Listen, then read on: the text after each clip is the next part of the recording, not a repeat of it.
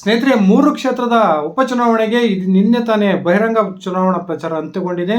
ಇವತ್ತು ಮನೆ ಮನೆ ಬಾಗಿಲಿಗೆ ಹೋಗಿ ಅಭ್ಯರ್ಥಿಗಳು ಚುನಾವಣಾ ಪ್ರಚಾರದಲ್ಲಿ ತೊಡಕೊಂಡಿದ್ದು ಅಂತಿಮವಾಗಿ ಮತದಾರರ ಮನಸ್ಸನ್ನು ಗೆಲ್ತಕ್ಕಂಥ ಕಸರತ್ತನ್ನು ಮಾಡ್ತಿದ್ದಾರೆ. ಈ ಒಂದು ಸಂದರ್ಭದಲ್ಲಿ 3 ಕ್ಷೇತ್ರಗಳಲ್ಲಿ ಯಾವ ಪಕ್ಷ ಗೆಲ್ಲುತ್ತೆ, ನಿಜಕ್ಕೂ ಕೂಡ ಆಡಳಿತಾರೂಢ ಕಾಂಗ್ರೆಸ್ ಮೇಲ್ಗೈಯನ್ನು ಸಾಧಿಸುತ್ತಾ ಅಥವಾ NDA ಮೈತ್ರಿಕೂಟ ಈ ಬಾರಿ 3 ಕ್ಷೇತ್ರಗಳ ಪೈಕಿ ಹೆಚ್ಚಿನ ಸ್ಥಾನವನ್ನು ಗೆಲ್ತವ ಅನ್ನುವ ಪ್ರಶ್ನೆ ಇನ್ನೂ ಕೂಡ ಸರಿಯಾದ ಉತ್ತರ ಸಿಗದೆ ಪ್ರಶ್ನೆಯಾಗಿ ಉಳ್ಕೊಂಡಿದೆ. ಇನ್ನೊಂದು ಕಡೆ ಕಾಂಗ್ರೆಸ್ನ ಭದ್ರಕೋಟೆ ಎಂದೇ ಬಿಂಬಿತವಾಗಿರ್ತಕ್ಕಂಥ ಸಂಡೂರಲ್ಲಿ ಈ ಬಾರಿ ನಿಜಕ್ಕೂ ಕೂಡ ಕಮಲ ಅರಳುತ್ತಾ, ರೆಡ್ಡಿ ಹಾಗೂ ವಿಜೇಂದ್ರ ಜೋಡಿ ಈ ಬಾರಿ ಅಲ್ಲಿ ಕಮಾಲ್ ಮಾಡುತ್ತಾ ಅನ್ನುವ ಪ್ರಶ್ನೆಗಳು ಉಟ್ಕೊಂಡಿದ್ದಾವೆ.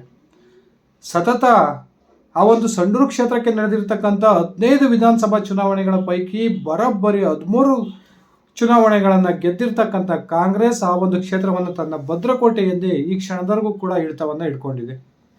ಆದರೆ ಈ ಬಾರಿಯೇ ಅಲ್ಲಿ ಪರಿಸ್ಥಿತಿ ಬದಲಾವಣೆಯಾಗಿದ್ದು, BJP ಒಂದು ಯುವಮುಖ ಬಂಗಾರು ಹನುಮಂತ ಅವರಿಗೆ ಟಿಕೆಟನ್ನು ಕೊಟ್ಟಿರ್ತಕ್ಕಂಥದ್ದು ತುಕಾರಾಮ್ ಅವರ ವಿರುದ್ಧ, ಅವರ ಕುಟುಂಬ ರಾಜಕಾರಣದ ವಿರುದ್ಧ ಕಾಂಗ್ರೆಸ್ನ ನಿಷ್ಠಾವಂತ ಕಾರ್ಯಕರ್ತರು ಇದೀಗ ಅಸಮಾಧಾನವನ್ನು ಹೊರಹಾಕ್ತಾ ಇರೋದು ರಾಜ್ಯ ಸರ್ಕಾರದ ಮೂಢ ಹಗರಣ ಹಾಗೂ ST ಕಾರ್ಪ ವಾಲ್ಮೀಕಿ ನಿಗಮದ ಹಗರಣದ ಒಂದು ಪರಿಣಾಮ. ಈ ಬಾರಿ ಕಾಂಗ್ರೆಸ್ನ ಅಭ್ಯರ್ಥಿಯಾಗಿರ್ತಕ್ಕಂಥ ಅನ್ನಪೂರ್ಣ ತುಕಾರಾಮ್ ಅವರಿಗೆ BJPಯ ಬಂಗಾರು ಹನುಮಂತು ಟಫ್ ಫೈಟನ್ನು ಕೊಡ್ತಿರ್ತಕ್ಕಂಥದ್ದಂತೂ ಸತ್ಯ.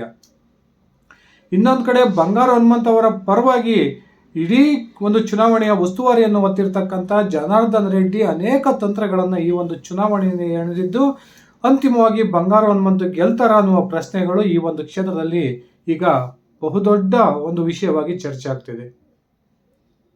ಹಾಗಾದರೆ ಈ ಕ್ಷಣಕ್ಕೆ ಅಲ್ಲಿ ಯಾರಿಗೆ ಗೆಲುವು ಒಲಿಯುತ್ತೆ, ಈ ಕ್ಷಣದ ಒಂದು ರಿಸಲ್ಟ್ ಅಲ್ಲಿ ಏನಿರ್ಬೋದು ಒಂದ್ಸರಿ ತಿಳ್ಕೊಂಡು ಬರೋಣ.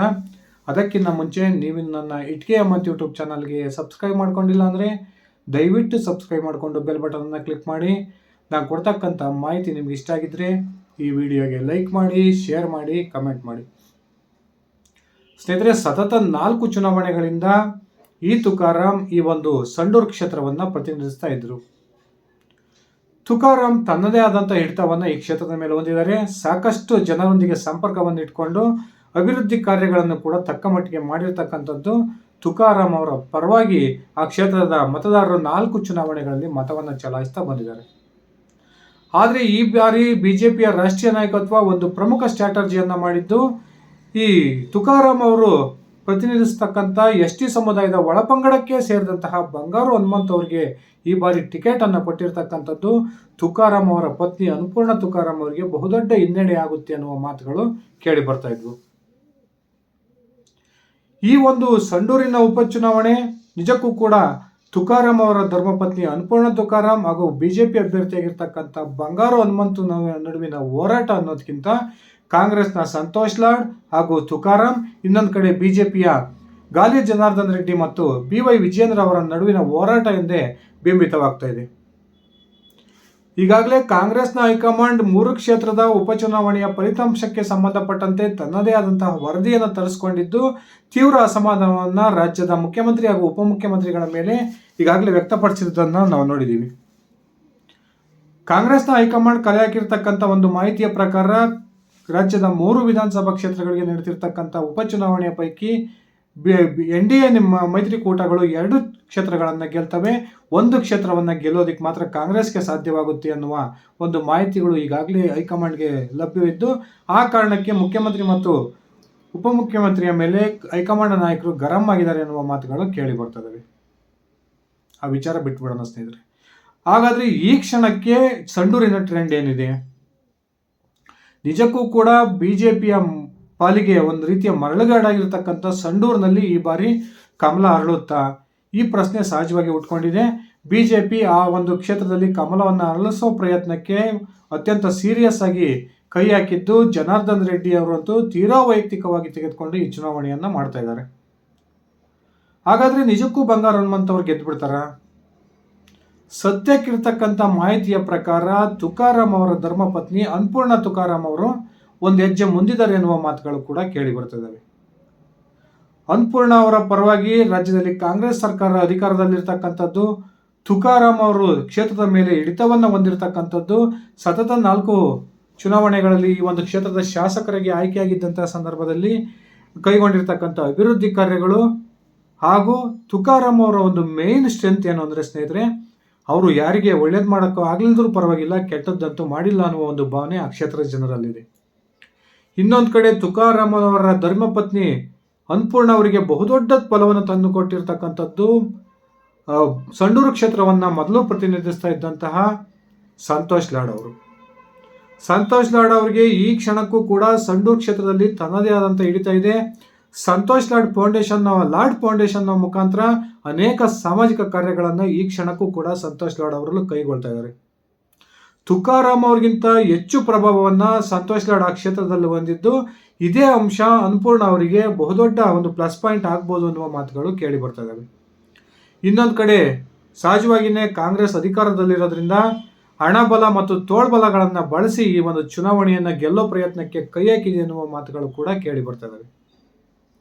ಆದರೆ ಸ್ನೇಹಿತರೆ, ಕಳೆದ ವಿಧಾನಸಭಾ ಚುನಾವಣೆಯಲ್ಲಿ 35,000ಕ್ಕೂ ಅಧಿಕ ಮತಗಳ ಅಂತರದಿಂದ ಗೆಲುವನ್ನು ಕಂಡಿದ್ದಂಥ ತುಕಾರಾಮ್ಗೆ ಈ ಬಾರಿ ತನ್ನ ಪತ್ನಿಯನ್ನು ಗೆಲ್ಲಿಸ್ಕೊಳ್ಳೋದಕ್ಕೆ ಬಹುದೊಡ್ಡ ಒಂದು ಕಠಿಣ ಸವಾಲು ಎದುರಾಗಿದೆ ಅಂತಲೇ ಈ ಒಂದು ಕ್ಷೇತ್ರದಿಂದ ಬರ್ತಿರ್ತಕ್ಕಂಥ ಮಾಹಿತಿಗಳು ನಮಗೆ ಸಿಗ್ತಾ ಇದ್ದಾವೆ.